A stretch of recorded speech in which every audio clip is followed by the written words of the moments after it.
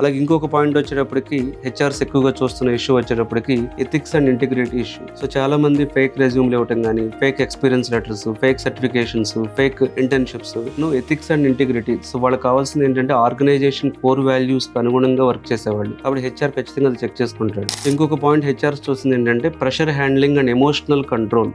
చాలా మందిలో week emotional control ఉండటం కానీ, చిన్న చిన్న ప్రెషర్ కే బ్రేక్ డౌన్ అయిపోవటం, లేదా మేనేజర్ ఇచ్చే ఫీడ్బ్యాక్ అప్సెట్ అయిపోవటం, లేకపోతే ఫ్లెక్సిబుల్ నైట్ షిఫ్ట్స్ లో వర్క్ చేయండి, లేదా వేరే లొకేషన్కి వెళ్ళమంటే వెళ్ళే మైండ్ సెట్ లేకపోవడం, stress management, emotional maturity, professional behaviour చూస్తున్నారు వాళ్ళు. సో నిజం చెప్పాలి అంటే హెచ్ఆర్ ఎక్స్పెక్టేషన్స్ నాకు అర్థమైంది ఏంటంటే వాళ్ళకి కావాల్సిన ఇంజనీర్స్ మాత్రమే కాదు, they want professional engineers. So HR ఎప్పుడు కూడా ఒక కంపెనీకి కావాల్సిన ఇంజనీర్స్ మాత్రమే కాదు, ప్రొఫెషనల్ ఇంజనీర్స్. అంటే వాళ్ళకి స్కిల్ కావాలి. అంటే ప్రొఫెషనల్ ఇంజనీర్కి ఏముండాలి? స్కిల్ ఉండాలి, డిసిప్లైన్ ఉండాలి, కమ్యూనికేషన్ ఉండాలి, టీం వర్క్ ఉండాలి, ఎథిక్స్ ఉండాలి, లెర్నింగ్ యాటిట్యూడ్ ఉండాలి. ఇవన్నీ కలిపితే సో వాళ్ళు మీకు మంచి ప్యాకేజ్ ఇస్తారు, వాళ్ళు సెలెక్ట్ చేస్తారు. సో హెచ్ఆర్ ఎక్స్పెక్టేషన్ సో ప్రకారం ఏంటంటే మీరు కాలేజ్లో టాపర్ అయి ఉండొచ్చు, కానీ ఆఫీస్లో మీ ప్రొఫెషనల్ బిహేవియర్ అనేది చాలా ఇంపార్టెంట్. సో వాళ్ళు చూస్తుంది మార్క్స్ మాత్రమే కాదు, ఒక ఎంప్లాయీగా తీసుకునేటప్పుడు మెచ్యూరిటీ కావాలి, డిగ్రీ మాత్రమే కాదు, డిసిప్లైన్ కావాలి, నాలెడ్జ్ మాత్రమే కాదు, బిహేవియర్ ఉండాలి. సో మీరు